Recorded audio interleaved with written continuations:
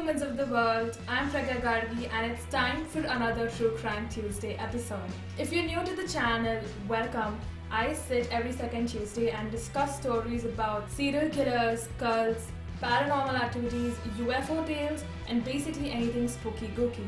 So if you're interested in these, do subscribe to my channel. Now many don't know, but the word thug actually stems from the Hindi word thug, who were a group of dacoits in the Awadh region of northern India. They were very notorious and their gang leader was Thug Behram Jamatar. He is known to be one of the most prolific serial killers in the history of mankind and was responsible for the murders of an estimated 931 people. Let's dive into history and chart the life and journey of the most terrifying thug of India.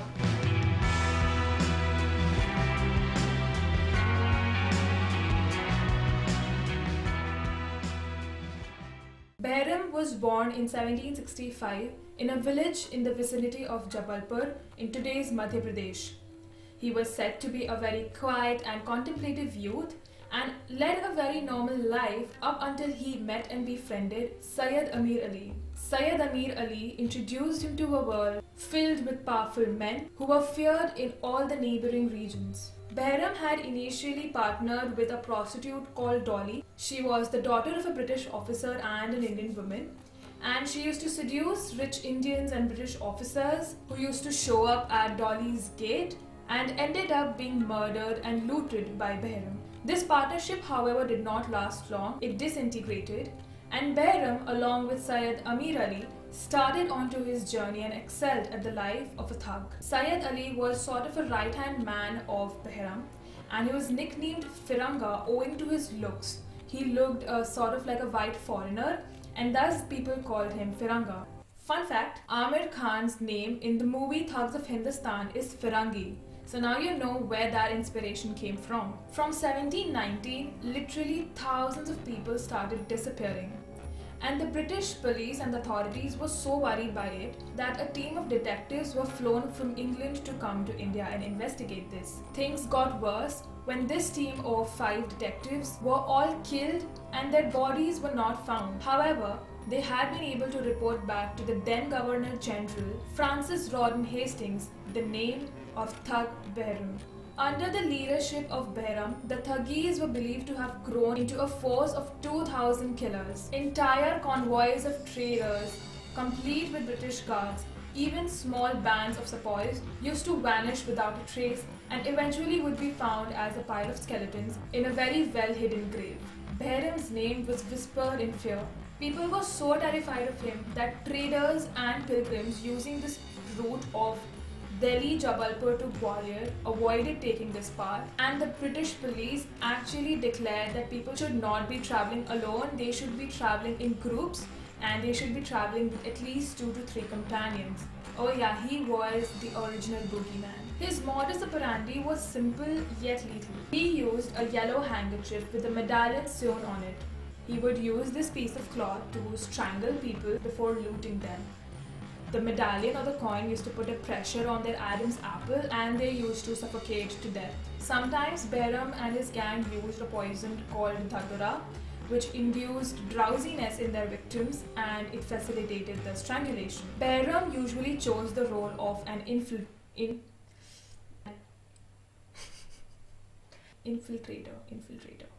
Behram usually chose the role of an infiltrator. He would dress up as a regular tradesman or a merchant and he would go and talk to these other traveling groups.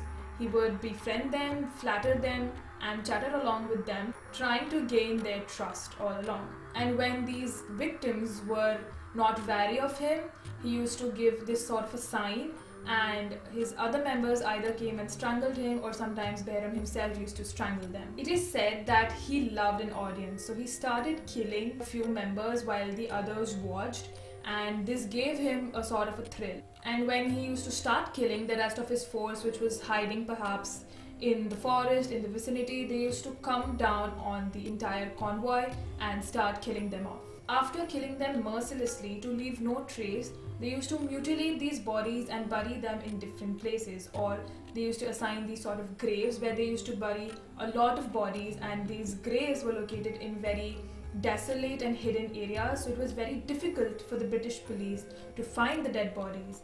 And because they did not have their hands on these bodies, they could not find any evidence which would lead them to Behram. Behram and his gang members used this sign language called Ramosi. They would indicate an oncoming convoy to the other members using a jackal's cry.